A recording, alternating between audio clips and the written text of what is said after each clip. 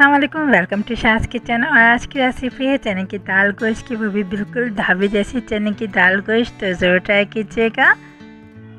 और इसका जो हम आपको तरीका बताएंगे वो स्टेप बाय स्टेप बताएंगे, इसलिए आप गौर से सुनिएगा। सबसे पहले हम चने की दाल ले रहे हैं। ये फर्स्ट स्टेप है, उसको हमने जो है भिगो दिया है पानी में 1 घंटे के लिए, ठीक है। और इसके लिए चने की दाल के लिए जो हमारे पास मसाले हैं वो देख लें। हमारे पास कुटी हुई लाल मिर्च है, हल्दी पाउडर है, अदरक लहसुन का पेस्ट है और है हमारे पास घी। ये सारी चीज़ें हैं जो हम आपको बता रहे हैं चने की दाल में डालेंगे, ठीक है। और प्याज है हमारे पास एक मीडियम साइज़ का था, उसको हमने स्लाइसेस कर लिया। कुछ खड़े मसाले हैं जिसमें तेज़ पत्ता है और दालचीनी है, बड़ी वाली लौंग है, इलायची है और लौंग है, ठीक है। ये हमारे पास चीज़ें हैं।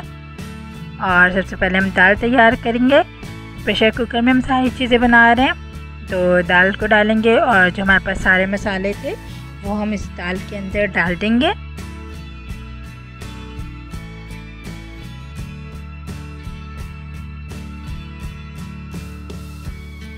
और इसके अंदर में इतना पानी डालेंगे कि जिसमें दाल गल भी जाए और पानी भी ना बचे, ठीक है। अंदाजे से इतना पानी आपने डालना है। हम प्रेशर कुकर को कवर करेंगे और उसको बनाएंगे। 10 मिनट के अंदर हमारी दाल जो है वो प्रेशर कुकर में तैयार हो गई थी। आप देख सकते हैं दाल में कि दाल अच्छे से गल भी गई है और थोड़ा सा पानी बच भी गया है। दाल को हम किसी बर्तन में निकाल के इसको 50% मैश करेंगे और बाकी हम इसको खड़ा रहने देंगे, ठीक है। अब गोश्त की तरफ चलते हैं। गोश्त बनाना है जिसके लिए हमने मसाले लिए हैं।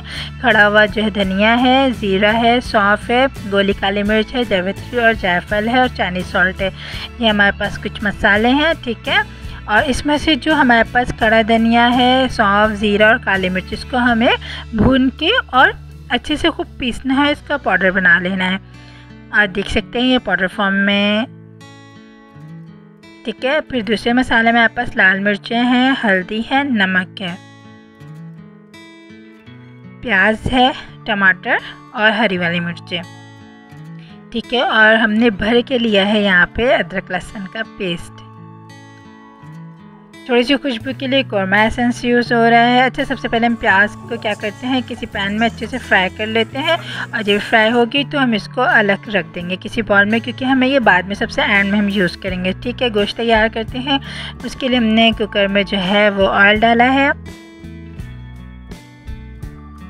गोश्त डालेंगे और हम डालेंगे अदरक लहसुन का पेस्ट और हम गोश्त को करेंगे खूब अच्छे से फ्राई।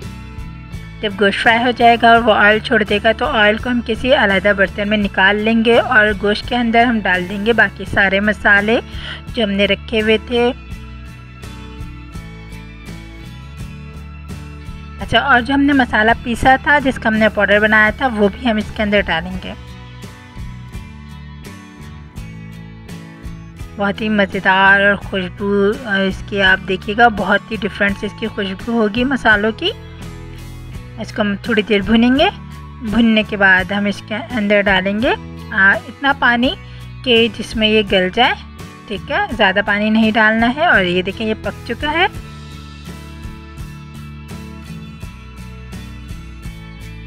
अब दाल के अंदर हम डाल रहे हैं कोरमा एसेंस। इसको मिक्स करेंगे थोड़ा सा। और जो हमारे पास जो गोश्त तैयार हो चुका है वो इसको हम इसके अंदर दाल के अंदर डाल देंगे और अच्छे से मिक्स करेंगे।